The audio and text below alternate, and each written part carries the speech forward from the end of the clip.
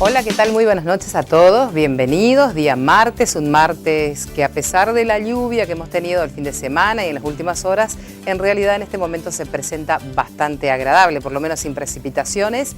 Y bueno, comenzando nosotros otro programa más, el programa número 14 de Razones para Estar, como siempre, aquí a través de Canal 3, todos los martes a partir de las 21 horas. Una propuesta que, bueno, tenemos ya hace un par de meses y pretendemos seguir acompañándolos por lo menos con un tiempo más, con algunas propuestas siempre diferentes que tenemos aquí a través de Razones para Estar. Gracias como siempre por permitirnos compartir esta hora con ustedes de programa. Muchas gracias a la gente que nos hace saber que en distintos lugares aquí del departamento San Martín pueden verlo en vivo, pueden ver en vivo algunos de la repetición del programa, los días que se emite la repetición, que hacen llegar, bueno, sus comentarios, sus apreciaciones, algunas sugerencias, siempre todo es bienvenido.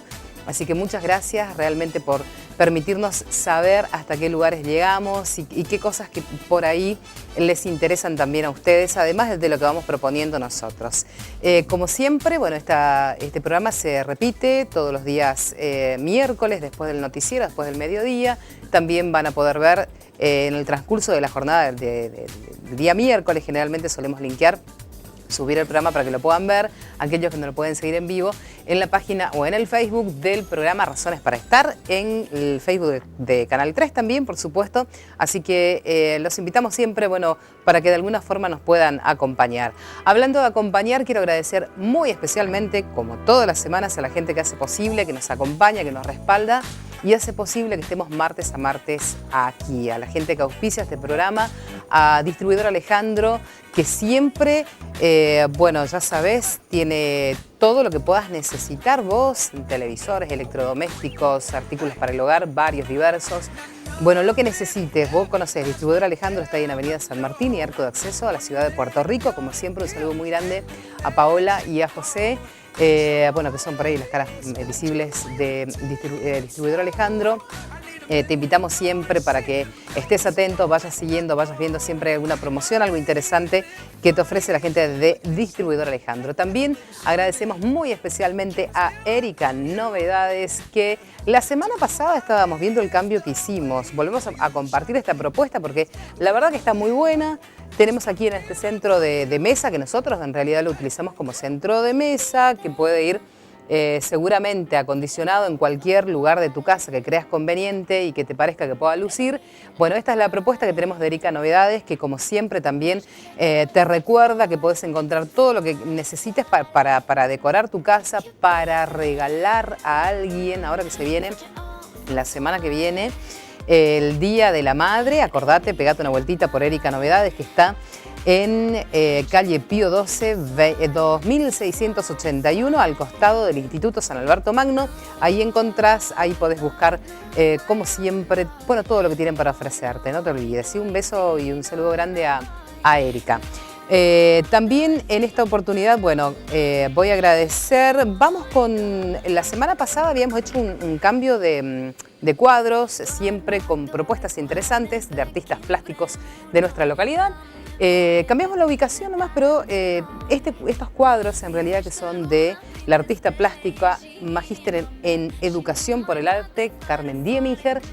Este cuadro que estamos observando allí en estos momentos en pantalla, que es un cuadro trabajado en una técnica en óleo abstracto, bueno, por ahí con algunas imágenes, algunos rostros que se pueden identificar. Bueno, está muy bonito, gracias a Carmen Dieminger. Y de este lado cambiamos en esta oportunidad.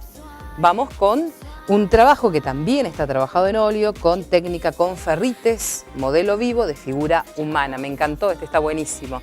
Tiene una dimensión bastante importante, así que seguramente para algún lugar, no sé si te interesan, si les interesa alguna de las propuestas que tenemos aquí, por supuesto se pueden poner en contacto con la gente, con los distintos artistas plásticos que tenemos y que vamos compartiendo sus obras aquí a través del programa.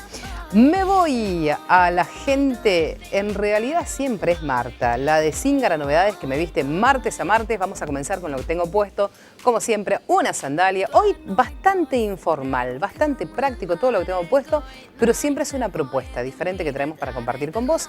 Me gustan unos tacos cuadrados como los que se están usando en estos momentos. todo siempre de lo último que podés tener para cada una de las temporadas, para cada temporada. Y te decía, hoy con una propuesta diferente, muestro la ropa, ¿les parece, chicos? ¿Sí?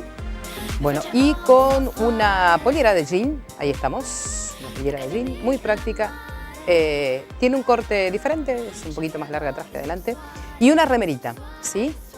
Una remerita también muy práctica. Bueno, esto lo vas a encontrar, si querés, si te interesa, en Zingara Novedades. Como siempre, gracias a Marta por la buena onda, por la paciencia de todos los martes, en Avenida San Martín y calle Ricardo Gutiérrez, aquí en la ciudad de Puerto Rico. Siempre necesitas algo. Ahora para el Día de la Madre, apurate, aprovecha este fin de semana. Después, en el transcurso de la semana, tenés seguramente para pegarte una vueltita y elegir algo, algún detalle, algo que quieras regalar a mamá. Siempre vas a encontrar de todo, ¿eh? Como siempre, para niños, niñas, damas, caballeros, todo lo que sea calzados, indumentaria, para bebés también, carteras, bueno, ya sabéis lo de siempre, lo que se usa está ahí en Zingara Novedades. Gracias, Marta. Y me voy a quien me está peinando, quien me peina en realidad, martes a martes. Me voy a mostrar así. Hoy también tengo el pelo suelto, con un pequeño peinadito, Agradezco a Gladys, de Gladys Peluquería, Avenida San Martín, 2355, digo bien, exacta la dirección, casi calle Facundo Quiroga. Ya sabés que podés reservar tu turno, es en realidad lo que te recomiendo, que puedas reservar turnos con Gladys al 487-639. Gracias, Gladys, como siempre, por la amabilidad, por el cariño, por el buen trato. Sos una genia, siempre digo. Las chicas que son clientas de Gladys ya saben que es cierto lo que les digo. Vos todavía no sos, bueno, pegate una vuelta, seguramente después vas a opinar lo mismo. Bueno, muchas gracias a la gente que hace posible que estemos martes a martes aquí. Nosotros vamos inmediatamente, si les parece, el adelanto del programa de hoy, del tema.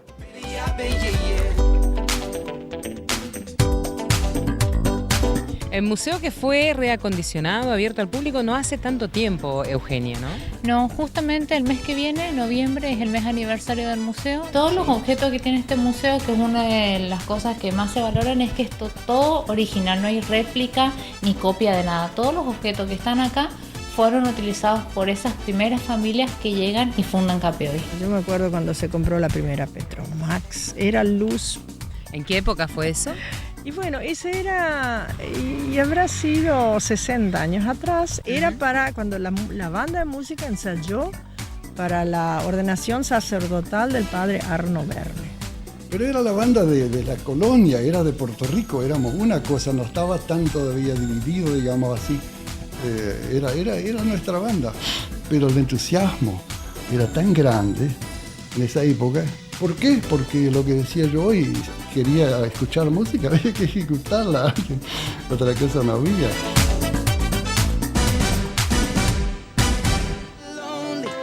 Nos adelantamos a lo que va a ser el próximo 12 de octubre, el día donde nuestra vecina localidad de Capiovi va a estar celebrando sus 97 años de fundación.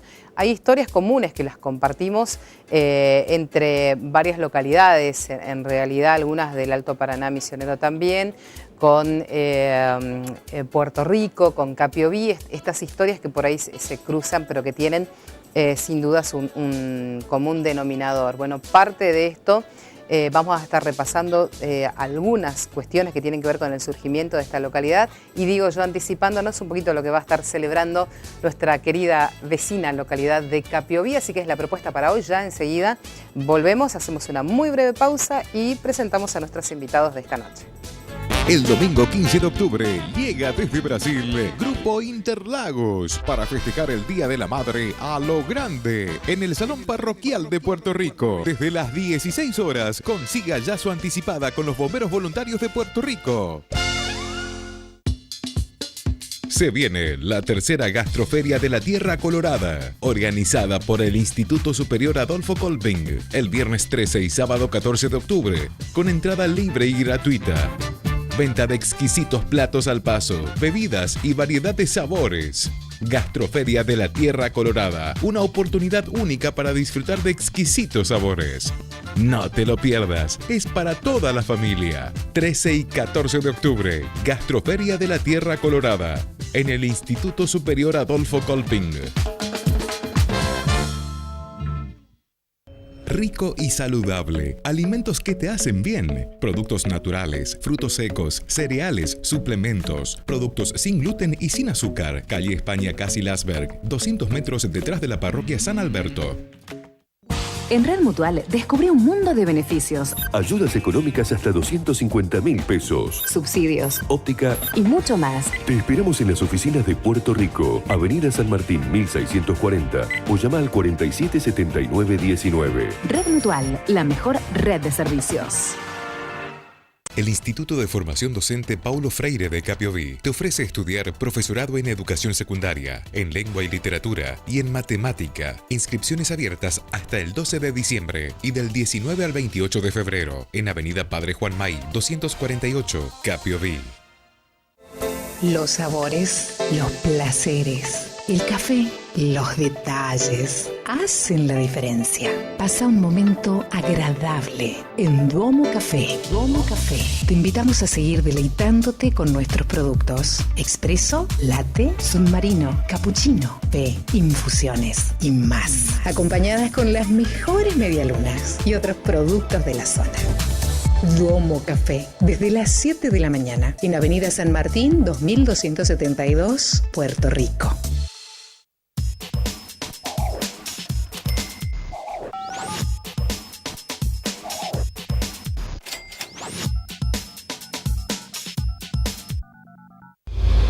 Distribuidora Alejandro Repuestos. Todo en repuestos del automotor. La mayor variedad de herramientas de uso profesional o amateur para industrias, obras, carpinterías. Las mejores, las que necesite, están acá. Y aproveche.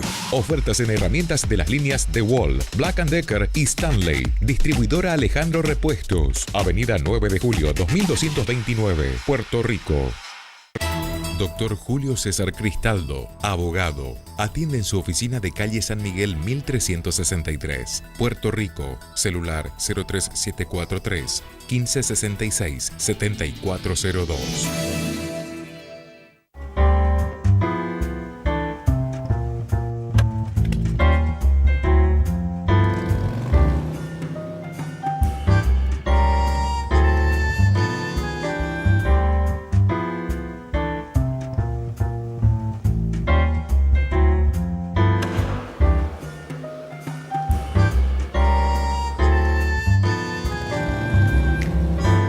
Nueva Honda PCX. Conseguila en Distribuidora Alejandro.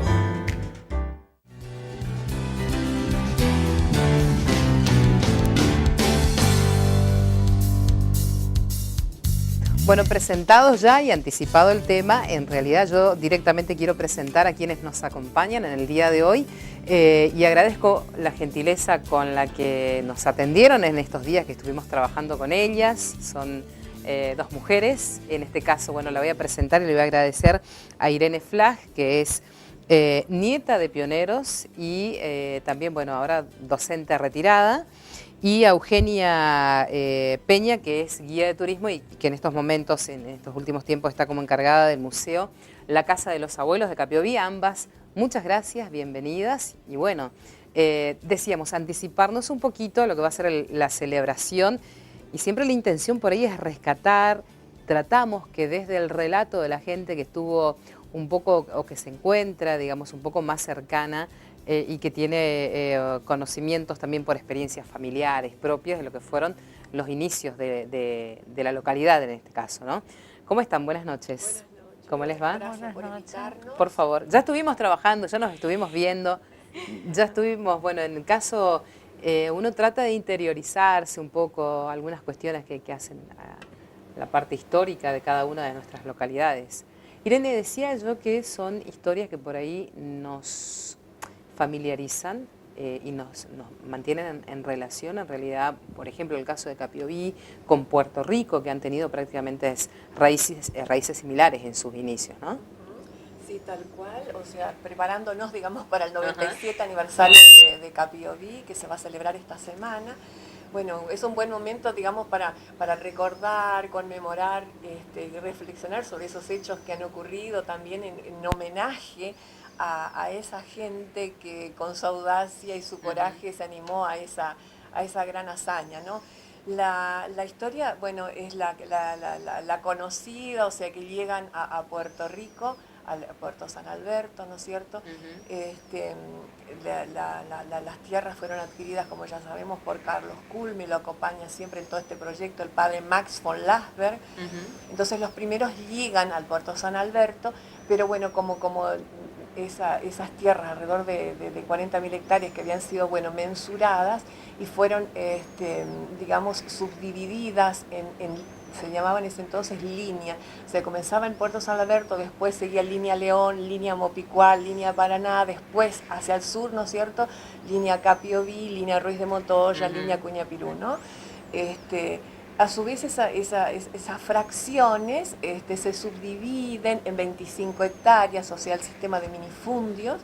Esas 25 hectáreas fueron mensuradas de tal manera para que después la familia que adquiriera esa propiedad tenga acceso al agua, ¿no? Claro. O sea, en ese sentido, o sea, la historia es la misma y así se va conformando, es decir, que digamos, se inicia todo en Puerto Rico y se va extendiendo hacia el sur, ¿no? O sea, en realidad, digamos, hay muy pocas, creo que hay meses de diferencia de lo que fue, y de hecho que se toma como fecha, digamos, de fundación también, la radicación de los primeros inmigrantes en Puerto Rico, lo que fue luego, meses después, en la zona, bueno, que conocemos ahora como Capioví, porque formaban parte o venían con el mismo grupo colonizador o la empresa, digamos, o la compañía colonizadora que también pobló y radicó el primer asentamiento aquí en la zona de San Alberto y Puerto Rico, ¿no? Que fue Carlos Culmey, Johann von Lasberg y otros apellidos en realidad que fueron conocidos en esa época. Claro,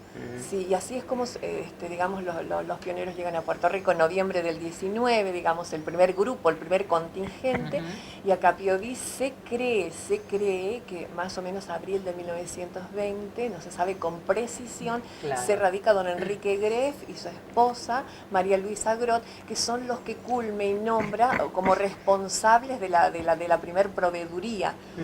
Y que serían los que recibirían a las familias que se asentarían en esa región, digamos. Claro. Irene, cuando hablas de proveeduría, digamos, para hacer una idea, además de funcionar como una especie de almacén, digamos, para proveer de distintas cuestiones básicas que por ahí necesitaban en la zona quienes iban llegando, pero también en ese mismo lugar funcionaba como una casa, como una especie de casa del inmigrante. Yo no sé si se la denominó de esa forma, ¿no? Recibían, a la familia migrante recibían, y donde pasaban las primeras noches y tal vez algunos las primeras semanas, hasta tanto se ubicaban en el lote que habían adquirido y hasta digamos, el tiempo en que necesitaban para, bueno, hacer su vivienda o no. Hay casos en que algunos matrimonios habían mandado a sus hijos mayores, como en el caso de los Strider, que ya vinieron, hicieron el claro en la selva, ya habían levantado la casita, entonces cuando la familia llega en agosto del 21, bueno, ya tenían su vivienda preparada. Pero otros, bueno, se han alojado más tiempo. Mientras tanto, don Rauber había adquirido un lote que sobre la margen derecha del Capioví, ya con la intención de instalar ahí lo que sería el primer aserradero, ¿no? Entonces llega a Capioví don Juan Borgman, que es el que va a colaborar en la instalación de ese primer aserradero, ¿no? Se instala una rueda hidráulica. Está bien. El aserradero fue la primera industria con la que contó Capioví, ¿no? Claro, tal cual. Pero en un primer momento lo que funcionó, también todo con la energía hidráulica, es el molino de maíz, ¿no? Que fue el primero. O sea, todas las familias de la región concurrían ahí. El maíz era, digamos, el alimento primordial, ¿no? Y bueno, y era con lo que hacían la harina, ¿no? Lo que necesitaban. Entonces ese funcionaba también como aserradero y como funcionaba el molino de maíz en esa propiedad. Sí.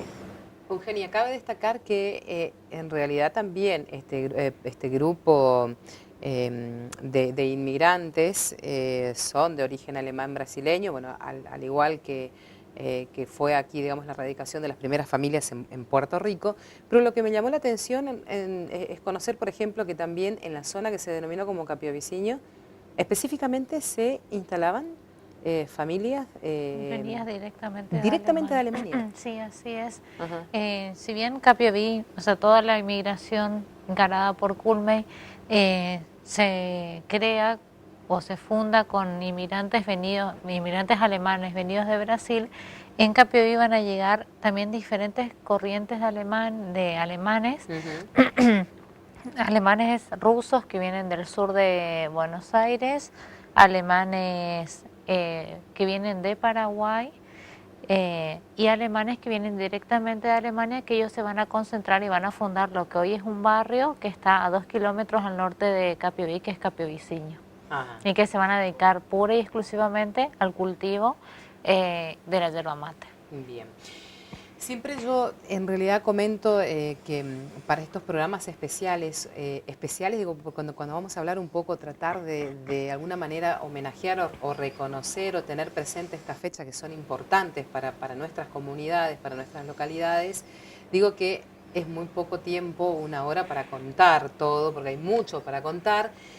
Simplemente, bueno, a veces tratamos de hacer como una contextualización un poco histórica y siempre rescatar desde las voces de algunas personas, algunos nietos, en algunos casos de pioneros, en el caso, bueno, de hijos de pionero también, como para tratar de ilustrar o de representar, porque en definitiva, digamos, son prácticamente las mismas vivencias, con algunas particularidades que agrega esa historia que puede haber vivido y que puede haber experimentado, digamos, determinadas familias, pero que en definitiva compartían el mismo sacrificio, las mismas cuestiones con las que tuvieron que afrontarse, digamos.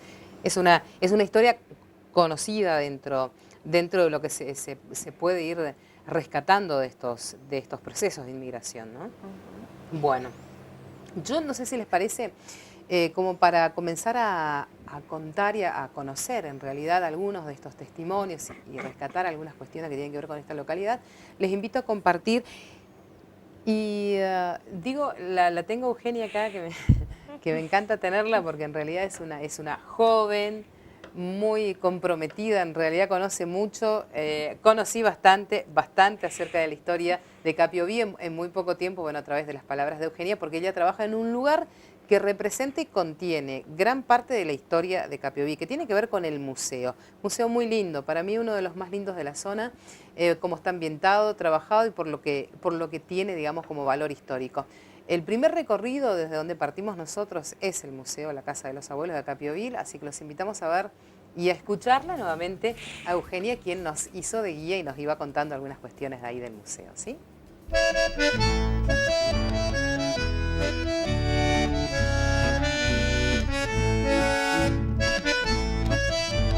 Hola, soy Eugenia Soledad Peña, acá de Capioví, soy guía de turismo y la actual responsable del Museo de la Inmigración, la Casa de los Abuelos. Que tiene su historia, ¿no?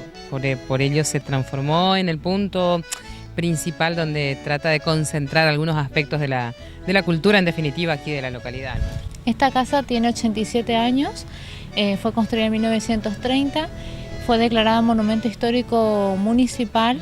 Y esto es muy importante porque quiere decir que aseguramos su conservación para las generaciones futuras y es muy importante porque mantiene el estilo constructivo netamente alemán llamado Fachwerk y que es una de las pocas casas en el casco urbano que mantiene esta arquitectura.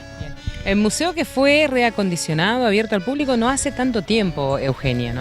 No, justamente el mes que viene, noviembre, es el mes aniversario del museo. Este año cumple 11 años. Fue inaugurado el 26 de noviembre del 2006 y ya lleva 11 años formando parte de nuestra vida cotidiana y mostrándonos también cómo surge Capioví a través de objetos que tienen muchísimos años de antigüedad. Lo que tiene esta casa es que fue completamente adaptada como una casa de la década del 20 y del 30, o sea, abarca ese periodo del tiempo, los primeros años fundacionales de Capioví. ¿Te parece si iniciamos una recorrida? Por lo menos algunos aspectos vamos conociendo.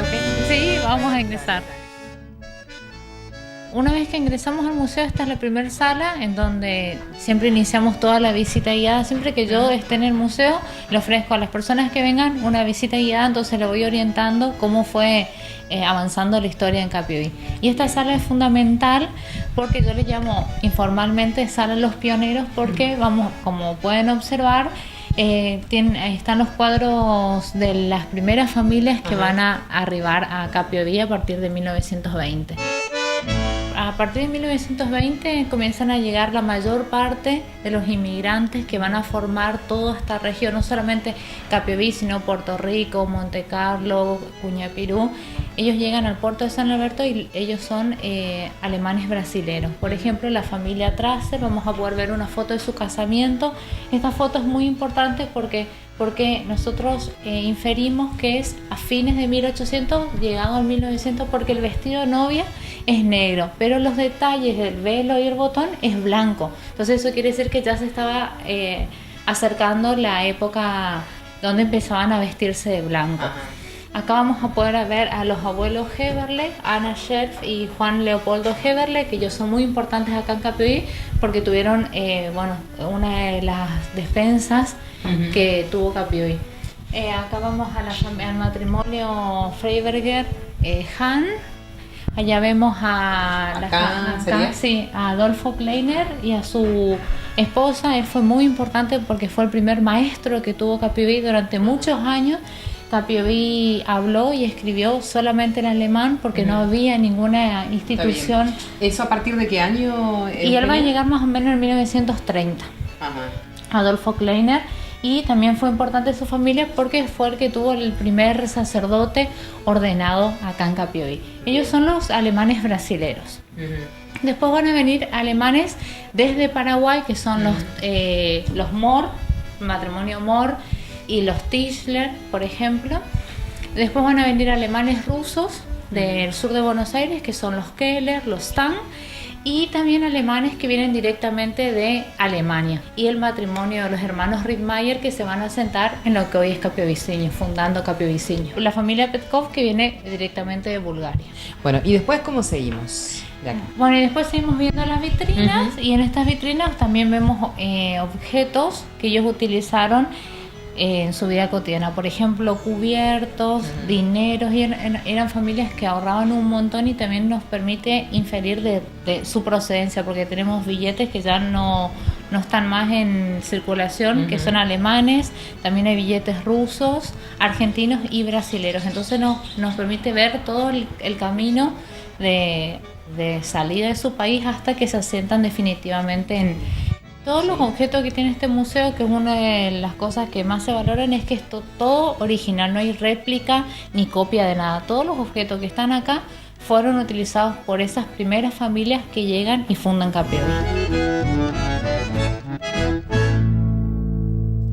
Bueno, nos pasamos a otro de los sectores que particularmente es uno de los lugares que más me llama la atención. Genia, ¿dónde estamos? Estamos en la habitación, o sea, yo la conozco a esta sala como la habitación. Cada una de las salas antiguamente era una habitación que era ocupada por los dueños de esta casa. Cuando se funda el museo, cuando se crea, solamente esta habitación se la deja montada como era realmente una habitación de esa época. Bueno, entonces esto nos permite, encontrarnos con qué tipo de objetos, con qué cosas aquí. Y bueno, la típica cama de esa época, hay camas más antiguas, pero el museo conserva el típico colchón de chala, que es como un signo de la inmigración, que no se compraba en ningún lado, sino que cada familia se hacía su propio colchón. Bueno, podemos ver acá, siempre está el detalle de que no inventamos, que se ve acá la chala. Y la cuna también tiene el mismo colchón de chala. Todos dormían en su propio colchón de chala, y se hacían los días de lluvia, cuando no se podía hacer ninguna otra actividad.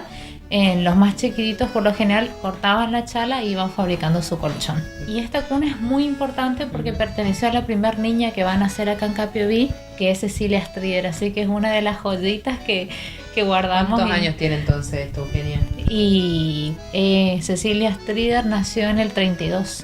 El tejido, el crochet y el bordado, bueno, y la costura eran actividades netamente de la mujer que las hacía cuando ya terminaba el día, su día a la noche con el Petromax, con la lámpara, iluminaba y con las máquinas de coser se ayudaba para fabricar todos estos objetos para darle también un poco de vida y calidez a su hogar, que en esa época era bastante humilde. Tenemos dos tipos de máquinas de coser. Vamos a ver que estas son portátiles. Estas máquinas de coser portátiles las traen las familias que vienen de Brasil en esos baúles que vamos a ver ahí, porque ellos ya habían tenido una etapa de inmigración, de colonización en Brasil, entonces sabían cómo era y lo que le esperaban estas tierras. Y las familias que vienen directamente a Alemania van a traer estas máquinas de coser con pata. Esta particularmente perteneció a la familia Rittmeyer. Mencionabas los baúles, ¿no? Que ahí tenés una diversidad en realidad de modelos. De modelos, tamaños, colores y baúles también cubiertos en chapa. Esto era como, o sea, ellos llegaban ya con sus valijas y ahí guardaban ropa, porque en Brasil vendían todos los que tenían y solamente lo más necesario traían. Ropa, herramientas, las máquinas de coser y semillas, porque sabían que tenían que llegar y plantar para poder tener alimento. Claro, sí, la verdad que el museo por suerte está muy bien representado por todas las familias que llegaron acá. Cada una de las familias prestó al museo determinados objetos y eso también nos permite la diversidad de elementos. El patrimonio del museo llega a casi 400 piezas.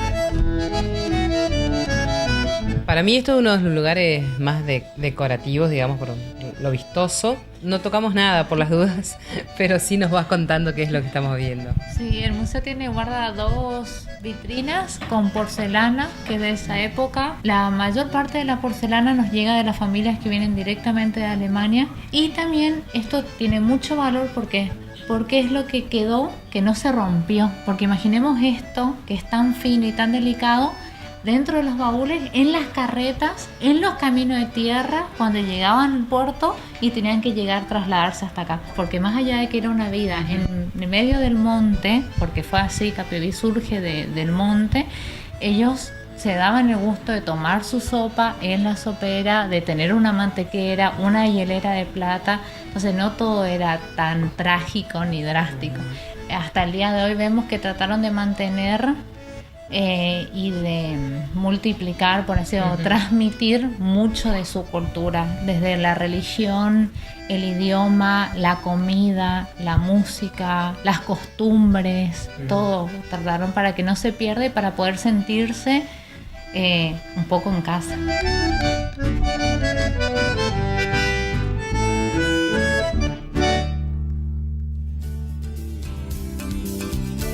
Bueno, es imposible no enterarse de todo lo que te cuenta y de la forma en que te lo cuenta, que te va contando Eugenia, que bueno, decíamos que es la persona que es la que te recibe, te acompaña y te hace de guía y te va contando la historia representada a través de estos objetos, más de 400 decías, o aproximadamente 400 objetos, y hay que destacar también, digamos, la generosidad con las que diversas familias de Capiobí se dieron estos objetos que son muy preciados porque guardan un valor sentimental muy importante y sin embargo, digamos, lo vuelven al servicio de la comunidad porque es la conservación de su cultura y la transmisión de mucha historia. No se da esto en todas partes, así que por eso me parece muy importante poder destacarlo. Nosotros simplemente porque tenemos muchas cosas para compartir, yo directamente los invito a que podamos compartir el próximo material que ya tenemos preparado.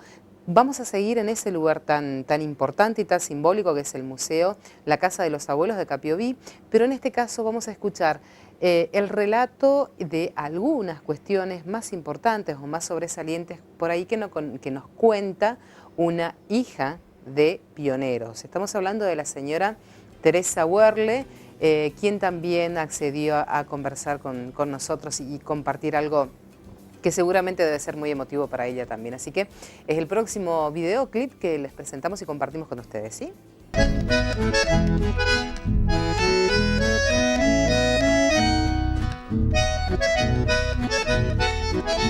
Bueno, yo soy Berle Teresa. Yo soy descendiente directa de la familia Berle, Jacobo Berle y Helma Mor, que vinieron acá y vivieron muy poco tiempo acá porque la abuela se murió con 50 y piquito de años y el abuelo murió 2 años después.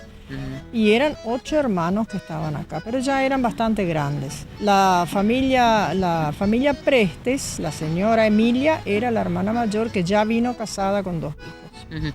Cuando vinieron, ¿de qué zona vinieron sus Y bueno, ellos abuelos? vinieron, supuestamente cruzaron de Serra Azul, ellos vivieron primero en Serra Azul. Nosotros no tenemos claro cómo era el tema, porque ahí como la familia se dispersó. Claro. Y bueno, él tuvo una vida muy difícil, él estaba solo, se crió con la familia Preste, pero también era una familia grande. El hermano ellos estaban acá como desorientados. Eso él recordaba mucho y eso le dolía muchísimo. Había quedado huérfano de madre y al poco tiempo de A padre. los 2 años de padre, sí. Él tenía 11 años cuando murió la abuela y, bueno, 13 después cuando murió el padre. Y ahí pasó a la familia. Lo que más le dolió, que él tenía una hermana llamada Laura, que las 2 hermanas, la una se casó, se fue de vuelta al Brasil, la llevó la más chiquita junto. Y él quedó acá con la familia. Eso le dolió toda la vida. Y me acuerdo, una separación de ese núcleo. Una separación muy brusca aparentemente. Y bueno, después de 50 años nosotros le llevamos a ver. Yo hoy todavía lloro cuando hablo. Pudieron llevar para que él se reencuentre con su hermana, con sus hermanas. Sí. ¿No? Fue tan duro.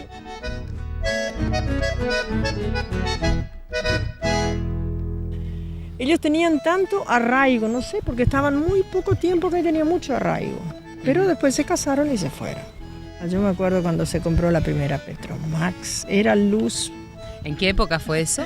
Y bueno, ese era, y habrá sido 60 años atrás, era para cuando la banda de música ensayó para la ordenación sacerdotal del padre Arno Berle. Ahí se compró la Petromax. Bueno, íbamos de noche en la bicicleta porque había luz. Si antes era un farolito. Sí. ¿A qué se dedicaba su papá? Él era mecánico, pero a su vez también tenía chacra, ¿viste? Sí, éramos muchos, éramos 10 hermanos. Entonces mamá con nosotros se dedicaba más a la chacra y él era mecánico. ¿Recordás algo de eso, los primeros autos, por ejemplo? Y bueno, habrá sido alrededor del 40 y largo, porque yo era chiquita. Él arregló el auto de Fangio cuando se hizo la carrera. Nosotros éramos chiquitas, no debíamos cruzar la calle. Y decíamos, nosotros creíamos que viene como un cohete. Y no era así, para nosotros era un fraude. Y él arregló ese auto. Y después era el primer plomero de esta zona. Sí, que hay casas que hoy te nos dicen, tu papá hasta hoy anda todo. Claro, se trabajaba con otros materiales.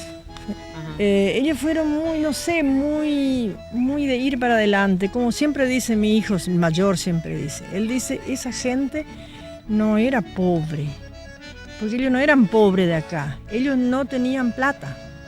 Claro, tenían persecución en Europa, después vinieron al Brasil, después vinieron acá, pero ellos no eran pobres. Eso te explica por qué ellos lo primero que hacían en una escuela eran alemán, era con lo que sea. Entonces quiere decir que no eran pobres. Y yo hoy no acepto más el calificativo que vinieron muy pobres. Vinieron perseguidos. Generalmente esos procesos por ahí se dieron en contexto de guerras, ¿no? Y sí, de Europa sí. Ahora de Brasil sí puede ser. Yo no sé, eso nosotros no sabemos. Pero viste que en Brasil ya se había agotado las mejores tierras, que ya estaban más de 100 años. Nosotros vivíamos sobre ruta. Papá era un tipo muy abierto. Nosotros no teníamos esa restricción de no hablar con fulano. No. Vos mencionabas por ahí, decía, nosotros vivíamos ahí enfrente donde pasaba la ruta. Sí. Pero no hablamos del trazado actual que tiene la ruta 12. No. La ruta 12, la de antes, que pasaba por la familia, donde vivía la familia Prestes, que tuvieron el primer surtidor de nafta. Ellos tenían el primer surtidor, y bueno, y ahí donde estaban los Zimmerli, esa era la ruta 12. Bueno, y había que ir limpio a la escuela porque encima eran exigentes. Estaba el señor Morelli, que era un hombre. ¿A qué escuela asistía? A la 93. Era la única que había. El señor Morelli era el director cuando éramos chicos, bueno, y él era muy exigente. ¿Y usted, obviamente, clase en español? Sí, pero yo fui a la escuela, no sabía ni saludar, todo en alemán. En casa se hablaba el alemán, la abuela nunca aprendió, mamá apenas aprendió, después más tarde sí. Papá era el único que sabía un poco de alemán. Nosotros cantábamos en alemán, rezábamos en alemán, nos comunicábamos. No, para mí ir a la escuela fue crucial, pues no podía hablar.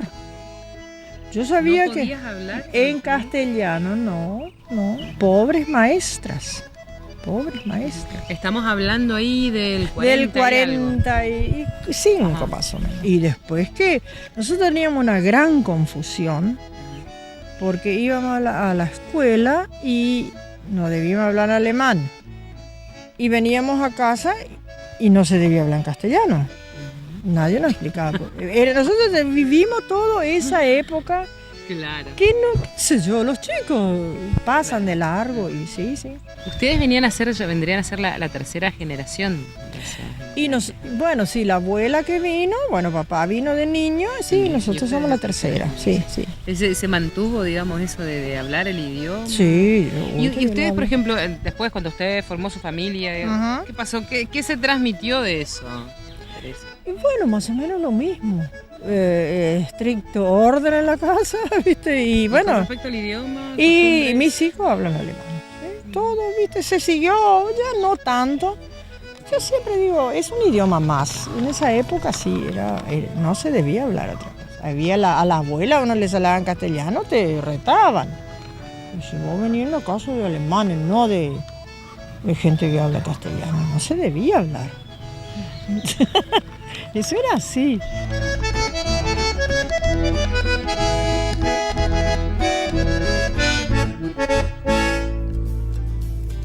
Bueno, muchas gracias a Teresa, que tan amablemente, digo, yo siempre me parece que lo más valioso que hay dentro de todos estos trabajos y esta recopilación, que uno trata de hacerlo así muy rápidamente, tiene mucho que decir y contiene mucho significado lo que se dice, porque en realidad te va contando una forma de pensamiento, no solamente la cultura, la forma de pensamiento, la forma en que se relacionaban, si eran abiertos o no eran abiertos. En realidad te deja mucho que analizar y que conocer, en definitiva, a través de estas experiencias que ellos van contando, y que bueno, que es muy valioso poder rescatarlos y poder tener presente, ¿no, Irene? Mucho para decir, en definitiva, todavía aún. Claro. Lo que ocurrió también en esa época, que como ya se aclaró antes, que si bien había dentro de las familias alemanas, ¿no es cierto? También había diferencia en cuanto a sus costumbres, incluso en cuanto al dialecto también, porque todo dependía de qué región provenían. Claro. Pero así en comunidad, lo que era el sello distintivo era la unidad, la igualdad, porque la igualdad lo manejaba, yo pienso que la fe, la voluntad y para lograr el éxito, ¿no? El encontrar un lugar donde formar su familia, criar a sus hijos y lograr el éxito, el bienestar para ese grupo. Claro. Entonces ese ideal, digamos, fue el que los iguala. Todos vivían en las mismas condiciones. Unos vinieron con algo, tal vez con ciertos recursos, otros vinieron sin nada, pero eso los igualaba, ¿no? La fe, la voluntad, el ideal. No quiero dejar pasar por alto dos cuestiones, porque ustedes también, digamos, dentro de ese convivir y relacionarse entre, digamos, este grupo de inmigrantes que vinieron, bueno, después las familias, los hijos que fueron naciendo ahí en Capiobí, también en algún momento convivían, se cruzaban con una comunidad en Buyá Guaraní, porque de hecho Capiobí tiene una comunidad en Buyá Guaraní que está... No sé si en ese momento, cuando llegaron estos grupos de primeros inmigrantes, existía como comunidad radicada, teniendo en cuenta que los guaraníes, que eran una costumbre más nómade, digamos, Pero de que estuvieron, eso por un lado. Los guaraníes es región, digamos, sí, guaranítica. En realidad, había la región, digamos, es el Valle del Cuñapirú, ¿no es cierto? O sea, ya en el 20 estaban radicados, ahí quedaba el Tecoá más importante. Y el otro hacia la zona de Garuapé. Es decir, Capiobí era como una región de una zona de paso. Las familias trabajando en la chacra se enteraban de que un grupo marchaba, digamos, por ejemplo, en la época de la maduración del maíz, que se dirigen hacia el Tecoá de Cuñapirú 1, ¿no es cierto?, donde tenían sus bautismos, sus ceremonias, sus rituales. Eso era normal, o sea, el desplazamiento, digamos, estacional de esta familia. Pero sí llega el auge del tún en esta región, que fue después del 50, y cuando ya comienza la primer cosecha es donde aparece un matrimonio que era Cleto Benítez y Martina, que se instalan en nuestra región.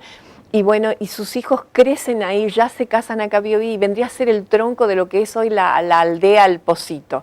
Se radican y quedan definitivamente en Capiobí. Toda esa etapa tenían trabajo, si trabajaban en las diferentes chacras, en la recolección del tún, que en otoño y en invierno. Y después hacían otro tipo de labores que siempre se tenían. Nosotros vamos viendo algunas imágenes, por ahí no nos detenemos a explicar cada una de ellas o a comentar, pero a propósito de esto, yo sé que hay en una fotografía una pareja que, si no me equivoco, me habías comentado que era la primera pareja, digamos, de criollos que estuvieron ahí también. Y también desde un principio también estaba radicada la familia de don Gilberto Zárate, no recuerdo ahora el nombre de la esposa, que también era un matrimonio que convivía y se entendían perfectamente cada uno, digamos,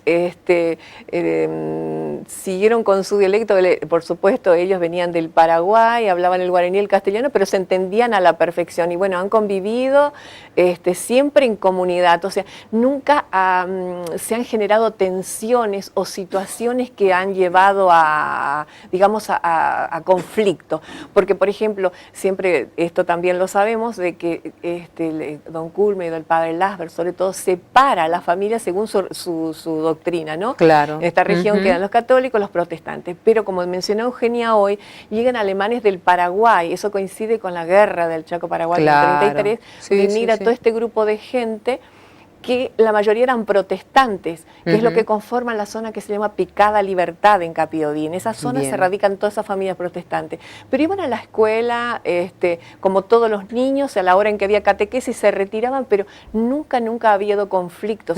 Sí en el Brasil. Rescato una palabra que dijiste, no hablas de conflicto, pero sí de tensiones, que en realidad puede suceder y de hecho creo que vivimos, cuando vivimos en sociedad, en situaciones de tensiones por ahí o momentos importantes que se dan o que marcan, digamos, una diferencia.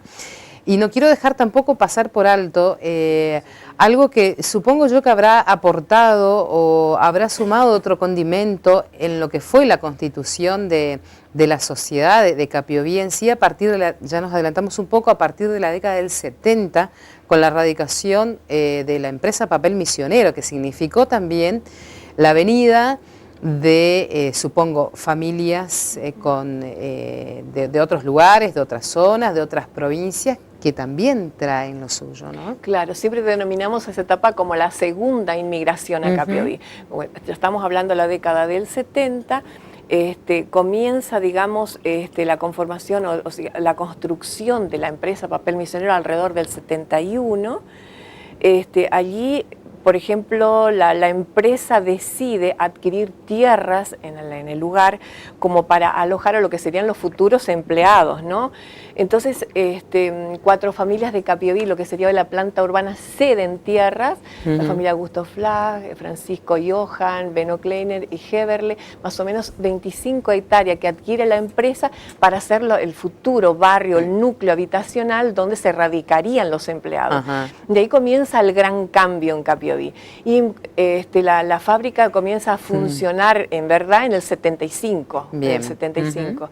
Y bueno, allí vienen familias de distintos orígenes, Claro. con su costumbre, con sus creencias. Por ejemplo, Corrientes, Entre Ríos, Santa Fe, muchos Claro, de Jujuy, sí. también muchas familias chilenas.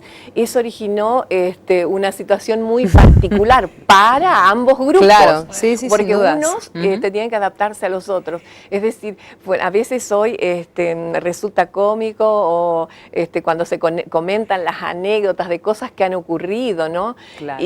Pero bueno, todo en armonía, en equilibrio, o sea, no ha habido tampoco, bueno, como hablamos recién, tensiones. Y bueno, y yo creo que mucho hizo también el niño, porque ya los hijos, una vez que la familia también se radicó en el lugar, los niños tenían que concurrir a los colegios y bueno, Claro, a los sí. clubes, y es ahí donde la familia se congregaba, y yo creo que fue más fácil desde ese lado. Pero bueno, son muy graciosas las anécdotas de la época, ¿no? Donde ambos grupos comentan las cosas que les ocurrieron y cómo se sentían en ese momento, ¿no? Bien. Pero bueno, todo se normalizó luego. Muy bien. Bueno, Eugenia, te voy a llamar como corresponde. La música fue un condimento importante. ¿Retrocedemos otra vez en tiempo? ¿Volvemos a qué década? Cuando hablamos por ahí de música, yo creo que han venido con eso incorporado, así como la religión, también trajeron su música, ¿no? Sí, en el corazón traía la música de ellos. Bueno, y en este caso, un poco relacionar lo que fue también la conformación de la primera banda ahí de música de Capioví, ¿no? Sí, bueno, este mes, que es nuestro mes de aniversario, el museo decidió armar esta muestra, haciendo como un homenaje, un pequeño homenaje a través de instrumentos musicales antiguos a la banda de Capioví, que se va a fundar la primera con unos pocos integrantes en la década del 30 y después se va a ir evolucionando hasta quedar conformada en su época más importante sería. Bueno, hay por ahí algunas pocas imágenes que vamos viendo de la banda en distintos momentos. Tampoco hay muchas fotos. Claro, sí, eso es lo que nos pasa. Sí, pero las que hay son importantes y son muy valiosas, ¿no?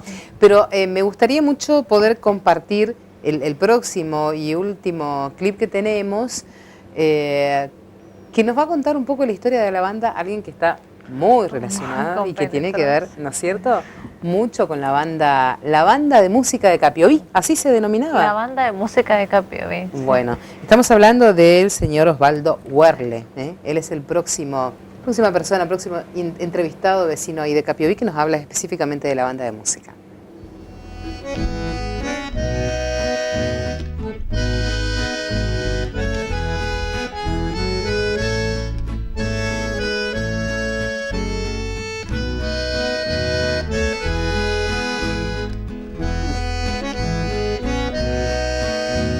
La banda de Capioví, si bien en alguna época se la llamaba la banda de los Werle. ¿Por qué? Porque la mayoría de integrantes eran Werle o familiares de Werle. No era tan así, porque siempre había alemanes, había suizos, de Luis Montoya que participaban. Mi historia arranca del 55, 57, sí, pero los relatos, la fotografía de nuestros mayores, había muchas personas que hacían música, con una guitarra, con una flauta traversa, con un violín, con un acordeón, y si quería escuchar música había que ejecutarla. Claro. No había, como yo digo hoy, música envasada, no existía. Alguna radio que se ocupaba para escuchar noticias. Bueno, entonces se vio la oportunidad o la necesidad de crear una música, un conjunto musical. Y ahí surgió la banda. ¿En qué año me decía usted? ¿En qué año me dijo? En 1935. Y había dos alemanes, una era Carlos Kleiner, padre, y el otro un tal Otto Schuster, que conocían notas, porque vinieron ya con 14, 15 años de Alemania y habían pasado el primario con instrucción de notas. Y eso fue un poco el puntapié inicial para poder hacer posible esto. Se compuso, necesitamos tal y tal y tal instrumento como mínimo para componer una pequeña banda. Se hizo el pedido a través del maestro alemán Adolfo Kleiner, en contacto con la casa Brigger Hermanos, que tengo entendido que todavía existe en Buenos Aires, El entusiasmo fue tan grande, ya habían preparado algunas partituras, ya habían ejercitado, fue tan grande que para el 31 de diciembre amenizaron la cena de fin de año. De ahí más o menos hasta el 48 o 49 estuvo activa. De ahí se interrumpió esas cosas. Como banda. Como dan, sí. En el año 55, con motivo de que se iba a ordenar un padre Arno Verle, no sé si tuve la oportunidad de conocerlo, que estuvo un tiempo párroco en Puerto Rico. Entonces, como había un grupo de Verles en la banda, tenemos que estar. Se revivió la banda, ¿sí? Todo estaba dormido. De ahí prácticamente, ininterrumpidamente, se actuaba, sí. En la escuela, en la iglesia, en el club, en Rubia Montoya, diferentes lugares, muy distintos lugares de la provincia. Como hacer un encuentro de bandas en lo que le llaman Monte Carlo, en el año 59, si no mal recuerdo, 58 por ahí, del cual participó la banda de Capiubí. El sesquicentenario, el 25 de mayo, a ver cuándo era, 1960. Pero era la banda de la colonia, era de Puerto Rico, éramos una cosa, no estaba tan todavía dividido, digamos así. Era nuestra banda, con desfile cívico. Tuvimos la suerte, la oportunidad de que en el ILC vino un profesor a trabajar ahí, el cual era director de bandas a nivel universitario. Cuando supo que acá había una pequeña banda, se entusiasmó. Eso fue una cosa para nosotros importantísima. En el año 70 fuimos contratados a la Fiesta Nacional de la Cerveza en Belgrano, en Córdoba. Nunca tuvimos un apoyo oficial. Tampoco nos se pidió, era diferente época. Hoy quizás uno hace un proyecto, qué sé yo, pero no, era amateur, era la gente. Colaboraciones sí, desde la Iglesia Católica desde Alemania, la Iglesia Evangélica Suiza desde Suiza, que por lo que yo sé fue la primera banda del interior de la provincia de Misiones. Estaba la banda de la policía, estaba la banda municipal de Posada. La primera banda del interior de la provincia fue la banda de Capiubí. Todo lo que vemos acá, don Verle, debe formar parte de ese primer grupo de instrumentos musicales que tuvo la banda, ¿no? Sí, correcto. Que lo primero, el que está acá a la vista, es uno de aquellos instrumentos del año 1935, que se trajo desde... ¿Cuál es? ¿Me menciona? El barítono, ¿sí? Ajá. Este es del... Que hasta hoy... Ya desde 1935. 1935 y está en perfecto estado de uso. Cuando tocamos yo lo uso. Pertenece a la familia Klein, pero yo lo ejecuto y bueno, está. Y le agradezco la gentileza de haberme permitido exponerlo. Hay algo que me llamó, dos cosas en realidad que son también considerados, digamos, como reliquia por la cantidad de tiempo que tiene, la cantidad de años que tiene y siguen conservándose en excelente estado, son las partituras que usted me decía que están acá, que tienen cerca de... Esas ya no lo estamos usando. ¿Pero estas de qué años son? Esas son de historia, sí. Esto ya no se usa. Se sacó lo que servía. Esta partitura acá, no sé, usted lo conoce, vos lo conociste a Poli Cáceres, y es el padre de él, escribió. Ahí está Matías Cáceres. Bueno, este es de mucho más allá. Esos instrumentos son del año 1920, que fueron antes de nosotros, que algunos... Bueno, estos instrumentos musicales ya venían, digamos, de Europa. De Europa, sí. Estos son de origen checoslovaco. Ajá. Sí, estos primeros instrumentos. Esta tuba, si la podemos tomar, que esa después ya no se usó más. Este fue uno de los instigadores, los fundadores de la banda, el tío. Y como esa tuba estaba, y ahí está el barítono este. Esta acá es... Claro, ese es el dueño, antiguo dueño de este instrumento. Ahí está la familia. ¿Sí? 6 instrumentos se trajeron junto con esto a Alemania. 2 trombones, 2 trompetas, clarinete y esto. Y la tuba necesitábamos, y esa estaba la compañía León, tenía un astillero ahí en la Boca del León. Cuando ellos desmantelaron, se fueron de ahí, eso estaba en la oficina, contaban los hijos. Y lo compraron y lo adaptaron a lo que iba a ser la banda. Y bueno, ahí está, la familia hoy lo cuida. Después tuvimos otra tuba parecida a esta, pero la grandota, como tiene la banda de Puerto Rico. O sea, una historia con mucho sentimiento, con mucho sacrificio, indudablemente, pero el entusiasmo era tan grande en esa época. ¿Por qué? Porque lo que decía yo hoy, quería escuchar música, había que ejecutarla a alguien, otra cosa no había.